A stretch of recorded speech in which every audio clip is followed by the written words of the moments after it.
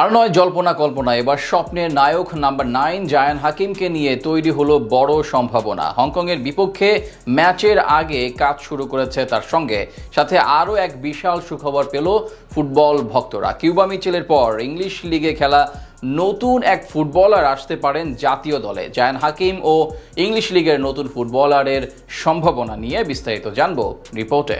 বাংলাদেশের ফুটবলে চলছে নতুন দিনের সূচনা। বংশোদ্ভূত ফুটবলারদের আগমনে রাতারাতি পাল্টাতে শুরু করেছে সবকিছু।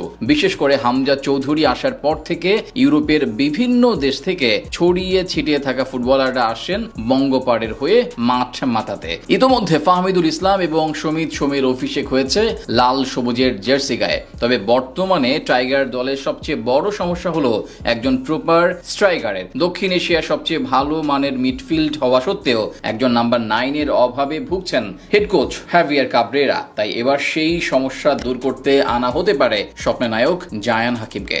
শুধু তিনি একা না, ইংলিশ লিগের আরও 2 ফুটবলারকে নিয়ে চলছে আলোচনা। এদের মধ্যে থেকে সান্ডারল্যান্ড বয়স ভিত্তিক দলের ফুটবলার কিউবা মিচেলের সম্পর্কে ইতিমধ্যে সবাই অবগত।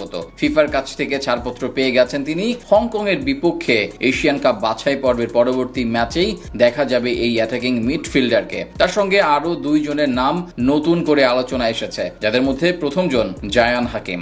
এই ফুটবলারের ক্যারিয়ার শুরু হয়েছে ইংল্যান্ডের 4th টায়ার তথা EFL লিগ 2 থেকে। বর্তমানে জায়ান ইংল্যান্ডের 8ম টায়ারে আছেন। তবে 8ম টায়ারের হলেও তার অ্যাবিলিটি, ফিজিক্যালিটি এবং ফিনিশিং অ্যাবিলিটি বাংলাদেশের প্রেক্ষাপটে যথেষ্ট।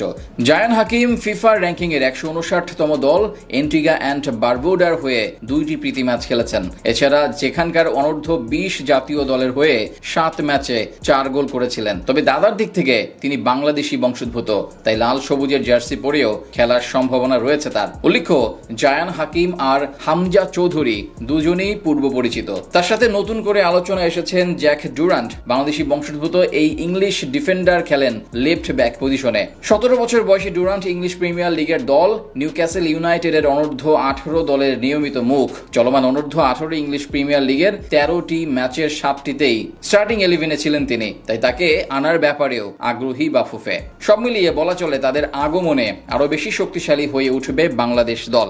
বিশেষ করে সবশেষ কয়েকদিন ধরে বেশি আলোচনায় আছেন জায়ান হাকিম। স্ট্রাইকার জটিলতা দূর করতে তার উপর নজর দিতে বলছেন সকলে। বর্তমানে দলের প্রতিটি পজিশন ব্যালেন্স থাকলেও শুধুমাত্র গোল স্কোরিং এর দিক থেকে পিছিয়ে আছে টাইগাররা। তাই জায়ান হাকিম যদি যোগ দেন দলে, তাহলে সেই সমস্যা দূর হয়ে যাবে।